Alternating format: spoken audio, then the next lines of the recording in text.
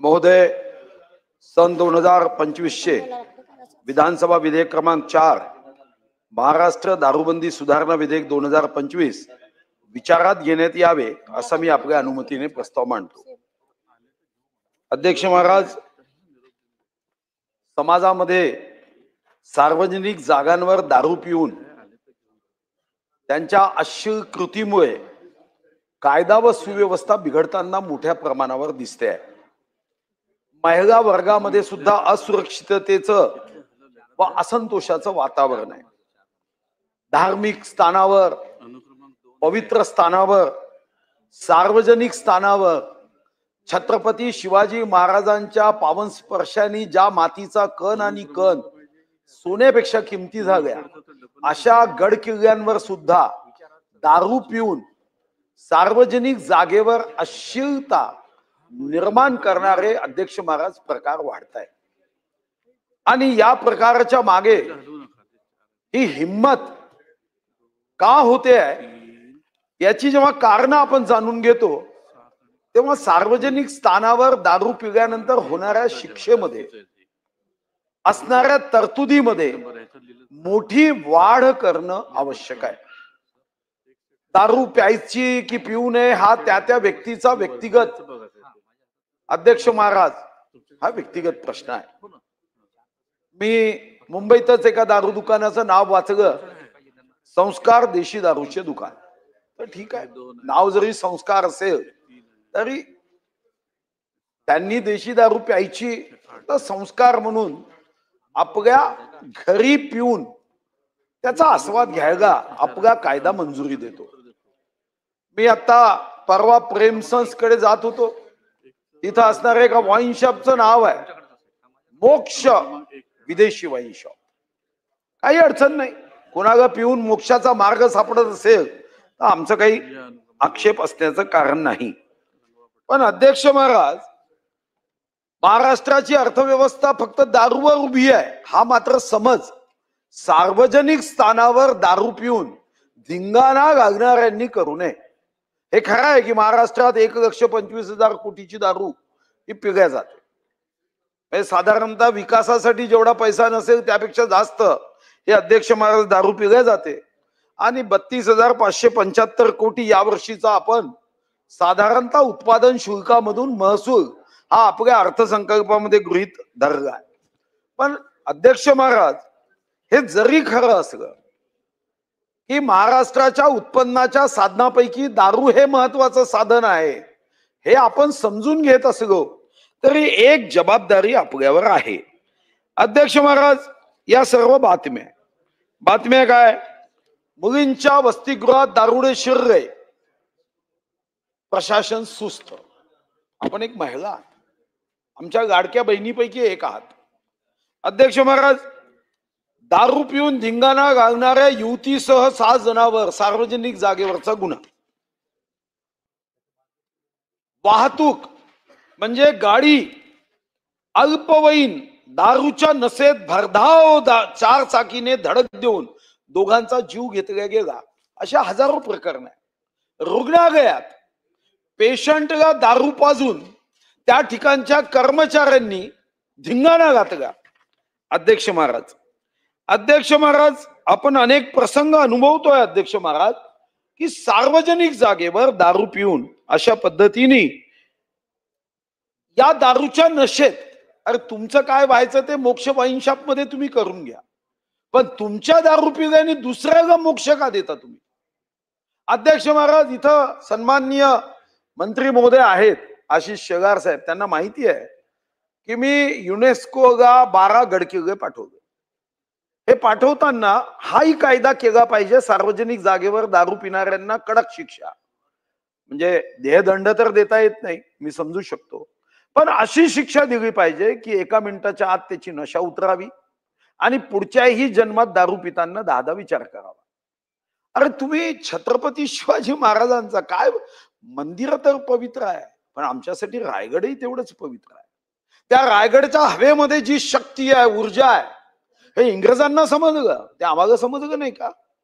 त्या रायगडाच्या छत्रपती शिवाजी महाराजांच्या शौर्याच्या, पराक्रमाचा हिंदवी स्वराज्याच्या स्थापनेचं प्रतीक इंग्रजांच्या लक्षात आलं की रायगडावर एखादा जर शिवभक्त गेला तर तो क्रांतीची मशाल पेटवून येईल.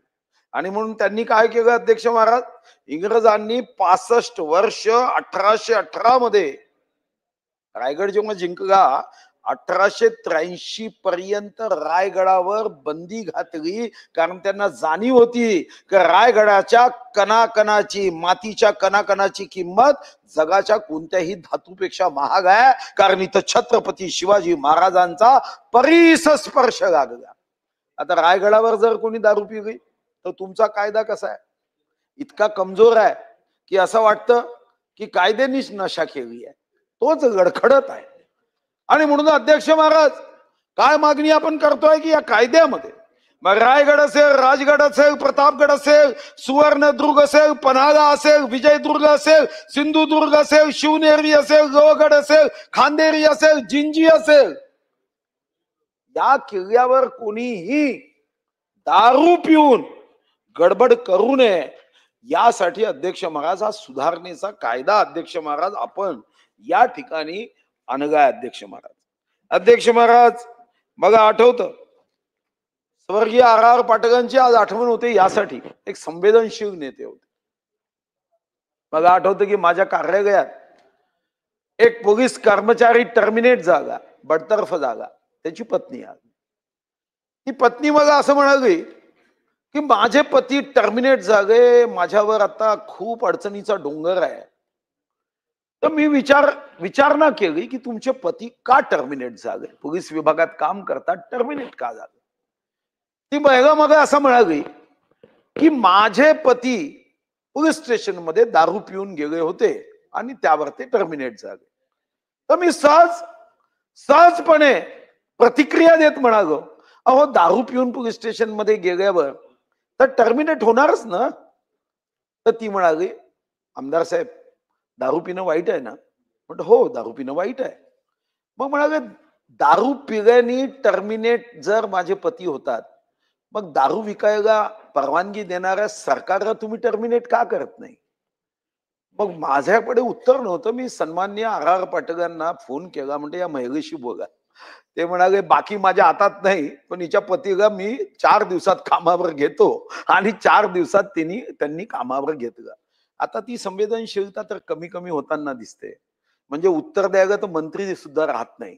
मी तर विचार केला पुढच्या अधिवेशनात एक अशासकीय विधेयक आणावं की 75% कमी, जसं आपण कॉलेजमध्ये प्रोफेशनल कोर्समध्ये करतो ना की 75% कमी उपस्थिती असणाऱ्यांना परीक्षेला बसूच दिल्या जात नाही, तसं मंत्री जे 75% कमी उत्तरासाठी उपस्थित राहतील त्यांना मंत्री म्हणून पुढे काम करण्याचा अधिकार राहणार नाही, असं अशासकीय विधेयक आणावं लागेल. कारण उत्तरासाठी राहणार नाही.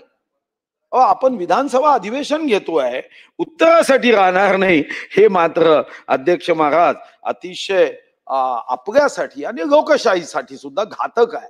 1 मिनिटाचा आपण 70,000 रुपये खर्च करतो, असं एकदा उपाध्यक्ष महोदयांनी आपल्या उत्तरात सांगितलं की 1 मिनिटाचा विधिमंडळाचा खर्च 70,000 रुपये. मग यासाठी उत्तरच द्यायचं नाही, म्हणजे आम्हाला काही तोंडखुरी आहे म्हणून आम्ही बोलायला उभे आहो असा गैरसमज काही मंत्री महोदयांनी केला की काय अध्यक्ष महाराज, हे मला आपल्यासमोर दुःखाने व्यक्त करावं लागतं. अमेरिकेसारखा देश, आपण भारतीय संस्कृतीला महान म्हणतो अध्यक्ष महाराज, आपण म्हणतो की भारतीय संस्कृती, भारत हा महामानवांचा देश आहे, एक वैचारिक व्यासपीठ आहे. पण अध्यक्ष महाराज अमेरिकेमध्ये सुद्धा सार्वजनिक जागेवर दारू पिता येत नाही. तिथं ओपन कंटेनर कायदा आहे की ज्या संदर्भामध्ये अमेरिकेत सार्वजनिक जागेवर जर दारू पिऊन मस्ती केली तर त्या मस्ती करणाऱ्याची दारू उतरवल्या जाते. पण अध्यक्ष महाराज आपल्याकडे दुर्दैवानी खरं तर दारू पिणाऱ्याचा प्रवास दानवापर्यंत होतो, दूध पिणाऱ्यांचा देवापर्यंत होतो, पण दुर्दैवानी दारू विकणारा कुठेही जात नाही, त्याच्या दुकानात लोक जातात, आणि दूध विकणारा मात्र दरदर फिरावे लागतात. आणि आम्ही सुद्धा पुरवणी मागण्यांमध्ये कितीही पैशाची अडचण असली तरी वाईनसाठी त्याच्या प्रोत्साहनाला 32 कोटी हे आम्ही तिथं दिले, कारण आमच्या पुरवणी मागण्यांमध्ये आम्ही ठरवलंच आहे की वाईन जिंदगी फाईन, आणि म्हणून आपण त्या दृष्टीने वाईनला सुद्धा पुरवणी मागण्यांमध्ये पैसे दिले आहे. माझी या बिलाच्या माध्यमातून 85 सेक्शन महाराष्ट्र प्रोहिबिशन ऍक्ट मध्ये अध्यक्ष महाराज कडक कायदे करण्याची मागणी आहे की या संदर्भामध्ये कमीत कमी गडकिल्ले असेल, सार्वजनिक जागा असेल, लोकशाहीचं मंदिर असणारं विधान भवन असेल, विधान भवनाचं परिसर असेल, शाळा असेल, कॉलेज असतील, या ठिकाणी जर कोणी दारू पिऊन आढळला तर अध्यक्ष महाराज त्याला कडक अशी शिक्षा ही दिली पाहिजे। आणि यासोबतच मी आपल्याला एक अध्यक्ष महाराज करता आपण अध्यक्ष पदावर बसलात, लाडक्या बहिणींचा महाराष्ट्र आहे, या ठिकाणी 11 मार्च 2025 ला एक लक्षवेधी सन्माननीय सदस्य महेश दादा गांडगे आमचे सदस्य बसले होते, आता त्यांनी मांडली होती। या लक्षवेधीमध्ये अध्यक्ष महाराज खरं तर आम्हाला उत्तर दिलं 11 मार्च 2025 13:40 की एखाद्या दुकानाच्या संदर्भात त्या महिलांचा आक्षेप असेल तर त्या ठिकाणी झालेल्या मतदानापैकी 75% मतदान झालेल्या मतदानापैकी जर आडव्या बाटलीच्या बाजूनी असेल तर आम्ही ते दुकान बंद करू। हे आश्वासन 11 मार्च 2025 आहे। आता आपण जुलैमध्ये आहोत, आजही 11 तारीख आहे, तर हे 4 महिने झाले। म्हणजे आता कासवानी सुद्धा मंत्रालयात जाऊन फाईलकडे पाहून म्हणायचं की रिश्ते में ये फाईल मेरी बाप लगती है। 4 महिने झाले। ओ विधानसभेतलं आश्वासन आहे, या महापुरुषांच्या साक्षीने दिलेलं आश्वासन आहे का? आपल्याला काही राहिलीच नाही का? अध्यक्ष महाराज मी हे आश्वासन तुम्हाला पाठवतो, ठीक आहे? कमीत कमी मंत्री महोदयांनी उत्तर द्यावं की या पवित्र सभागृहामध्ये आश्वासन दिल्यानंतर त्या आश्वासनाची पूर्तता जर होत नसेल अध्यक्ष महाराज, तर भविष्यामध्ये जेव्हा नवीन पिढी हे कामकाज जेव्हा बघेल तेव्हा त्यांना असं वाटेल की हे सभागृह सत्यावर आधारित उत्तर देण्यासाठी नसून टाइमपास करणारं हे सभागृह आहे। आणि या संदर्भामध्ये मग अधिकाऱ्यांचं ब्रीफिंग हे असं असता कामा नये। ते मी कधीतरी गाणं ऐकलं होतं, जितनी चाबी भरी रामने उतना चले खिलौना। आता अधिकाऱ्यांचं ब्रीफिंग असं असता कामा नये, जितना ब्रीफिंग किया उतना उत्तर रहेगा, असं ब्रीफिंग राहता कामा नये अध्यक्ष महाराज। या संदर्भामध्ये स्पष्ट कायदा करून यामध्ये 4-5 पट वाढ व्हावी शिक्षेमध्ये, की सार्वजनिक जागेवर कोणीही दारू पिऊन नशेमध्ये कशाही पद्धतीचा व्यवहार हा मान्य नाही। जे काही संस्कार देशी दारू दुकानातून त्याला देशी घ्यायची आहे किंवा मोक्ष वाईन शॉप मधून त्याला मोक्षाचा मार्ग पत्करायचा आहे, तो त्याच्यासाठी मर्यादित असावा, तो समाजाच्या इतरांसाठी असता कामा नये, असं आपल्या माध्यमातून संबंधित मंत्री महोदयांनी या संदर्भातले कायदे बदल करण्यासाठी एक आमदारांची समिती करावी किंवा या संदर्भामध्ये स्पष्ट आश्वासन द्यावं की सार्वजनिक जागेवर दारू पिऊन कोणालाही धिंगाणा करता येणार नाही, आणि असा धिंगाणा केलात तर त्या संदर्भामध्ये इतकी कडक कारवाई होईल की पुन्हा तो किंवा त्याला पुनर्जन्म झाला तर तो हिम्मत करणार नाही। या दृष्टीने कायदे करावे अशी या विधेयकातून मी अध्यक्ष महाराज मागणी करतोय।